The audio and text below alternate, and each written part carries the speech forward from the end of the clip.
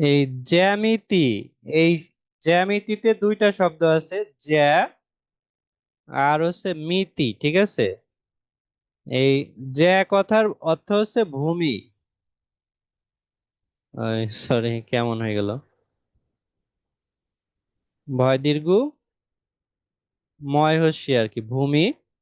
আর মিতি মানে হচ্ছে পরিমাপ, প রয় হস্যি ময়াকার প। যদি লেখলে ভালো হতো। আচ্ছা, জ্যামিতি মানে ভূমির পরিমাপ, তাই না? এইটা কি তোমরা আগে জানতে? না স্যার।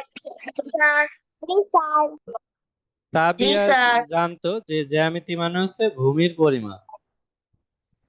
অর্থাৎ আমাদের যে মাটি সারফেসের যে জায়গা জমি আছে, আগে জায়গা জমি পরিমাপের জন্য জ্যামিতি ব্যবহার হইতো আর কি। এখন অন্য অন্য সব ক্ষেত্রে তো ব্যবহার হয় আর কি। আচ্ছা, কোণের পরিমাণ, কোণ কি এবং কিভাবে কোণ উৎপন্ন হয়, নিচের ছবিগুলো কোনো কোণ বা কোণ রয়েছে কিনা তা খুঁজে বের করি। তো আমি দেখাই দিই। মনে করো কোণ হচ্ছে এই যে দুইটা রেখা যে মিলিত হয় তাদের ভিতরে অথবা বাইরের যে প্রান্ত, এগুলোকে কোণ বলে। তো এই যে দুইটা রেখা একটা বিন্দুতে মিলিত হয়েছে, এইটা একটা কোণ, আবার বাইরেরটাও একটা কোণ, ঠিক আছে। তো এই ঘড়িতে কি এই যে মিনিটের কাঁটা, ঘন্টার কাঁটা, এখানে কোণ আছে, তাই না? সেকেন্ডের কাঁটা, এখানে কোণ আছে, এখানে কোণ আছে, এগুলো কোণ। আমরা যদি টেবিল দেখি, টেবিলের পায়ার এই যে এখানে কোণ আছে, আহ, এখানে কোণ আছে, এগুলো কোণ। বা এই যে উপরে এগুলোতে কোণ আছে আর কি। জানালায় কি, জানালায় এই যে এখানে কোণ আছে আর কি। তো এখানে সব জায়গায় কোণ আছে। এই যে একটা বাড়ি, বাড়ির এখানে কোণ আছে, বাড়ির যে মেঝে এখানে কোণ আছে, বই, বইয়ের এখানে কোণ আছে। এখন হচ্ছে এটা রিক্সা, রিক্সার যে এই যে চাকায় যে স্পোক গুলো আছে, এখানে কোণ আছে। তো এই যে এইখানে কোণ আছে। তো এরকম তোমরা আরো খুঁজে বের করতে পারবে, তাই না? স্যার, বলো। বাংলাদেশে তো বাজে এখন 9টা না? আহ হ্যাঁ, 9:30 বাজে, প্রায় 9:26। ও তোমার হয়। ওখানে হ্যাঁ, কয়টা বাজে? 12টা, কত, 26? 12:26 বাজে। প্রিয়ন্তীর ওইখানে হ্যাঁ। প্রায় 9, 10, 10, 11, 12, 3 ঘন্টা পার্থক্য, তাই না? হ্যাঁ। তো 12:30 বাজে গেছে, তুমি ঘুমাই পড়বে হ্যাঁ, এখন? হ, কারণ আমার কালকে সেন্টারে যেতে হবে মানে সকাল সকাল। এখানে 8টা বাজলে বাংলাদেশে বাজবে 5টা। হ্যাঁ, তুমি ঘুমাই পড়তে পারো, আমাদের ক্লাস রেকর্ড থাকবে, তুমি কালকে সময় করে দেখে নিবে, হ্যাঁ। আচ্ছা, ঠিক আছে। আর বাড়ির কাজ থাকবে ওই 11 অধ্যায়ের যে দুইটা অঙ্ক করানো হয়েছে, ওই দুইটা থাকবে, ঠিক আছে, 2 আর 3। ওকে। ঠিক আছে, গুড নাইট, প্রিয়ন্তী রয়। হ্যাঁ স্যার। আচ্ছা, তারপর দেখো, একটি গোলাকার কাগজ ও একটি বর্গাকার কাগজ নেই এবং এদেরকে একে অপরের উপর ঘুরিয়ে বিভিন্ন কোণ তৈরি করি। এখানে একটা বর্গ কাগজ এবং একটি, সরি, এটা একটা গোল কাগজ আর এটা বর্গ কাগজ। তো বিভিন্ন ভাবে ঘোরায় কোণ আঁকা যায়। যাক, এগুলো আমাদের শেখার বিষয় না, আমাদের শেখার বিষয় এইটা। আচ্ছা, যাক, এই যে এখানে কিছু কোণ দেখানো আছে। তো এই যে একটা মানে সোজা রেখা, তো এইটা এক ধরনের কোণ, এইটা এক ধরনের কোণ, এইটা আর এক ধরনের কোণ আর কি। যাক, ক খ গ দ্বারা নামকরণ করা যায়, তাহলে উপরের নিয়মে কাগজ ব্যবহার করে আরো কিছু কোণ তৈরি করি ও চিত্র আঁকি। আহ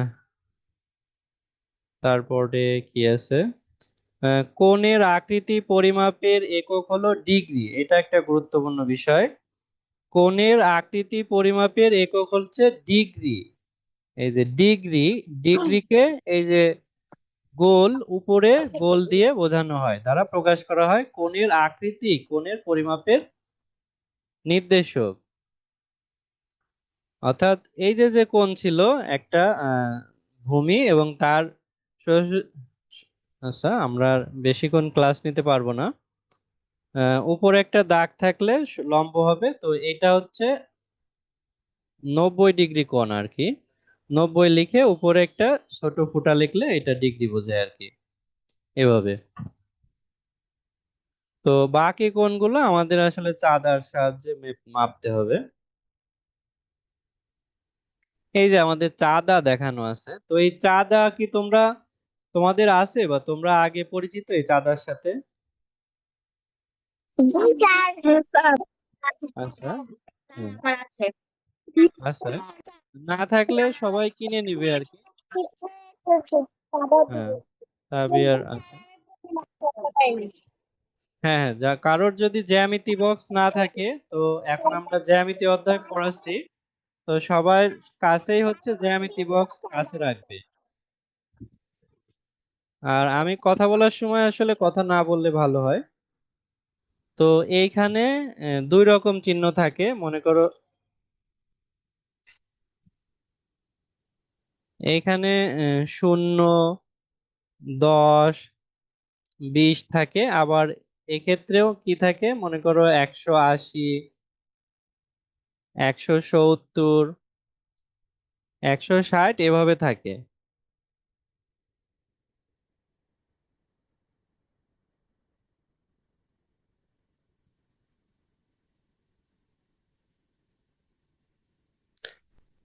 তো আমরা যখন এই পাশ থেকে হিসাব করব, তখন কি আমরা এই শূন্য থেকে ধরবো, তাহলে এইটা মনে করো 30, এটা মনে করো 40, তাহলে আমরা যদি এই পাশ থেকে ধরি তাহলে এটা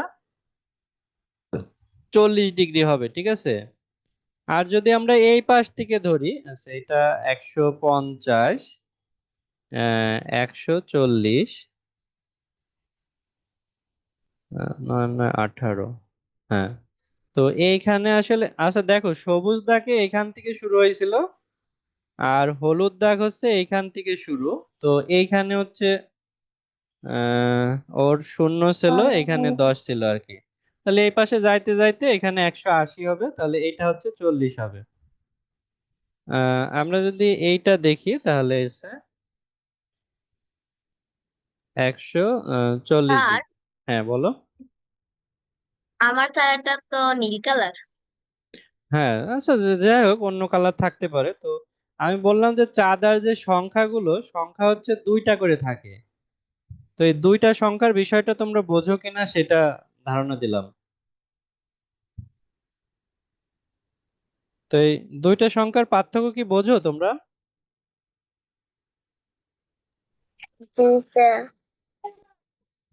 হ্যাঁ আচ্ছা।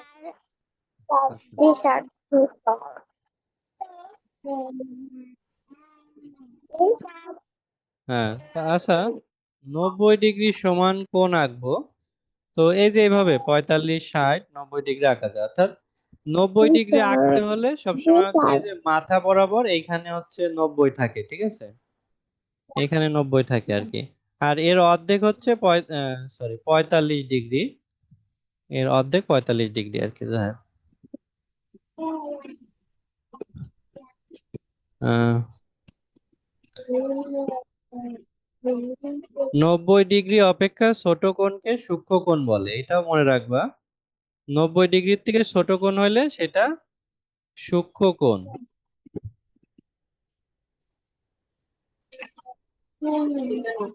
তাহলে আমাদের দেখো এইটাই ছিল হচ্ছে 90 ডিগ্রি কোণ, তো এর থেকে ছোট যে 45 ডিগ্রি, 60 ডিগ্রি এবং 30 ডিগ্রি, এই তিনটাকে আমরা সূক্ষ্ম কোণ বলবো।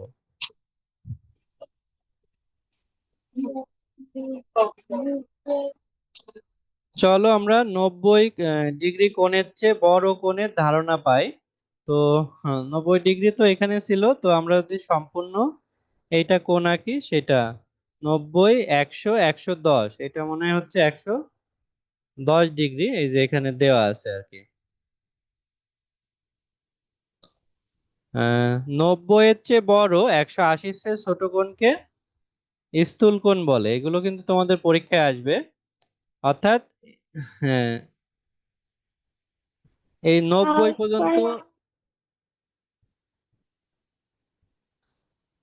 90 পর্যন্ত সমকোণ, 90 এর থেকে ছোট হলে সেটা হচ্ছে সূক্ষ্মকোণ, আর 90 এর থেকে বড় 180 ছোট হলে স্থূলকোণ।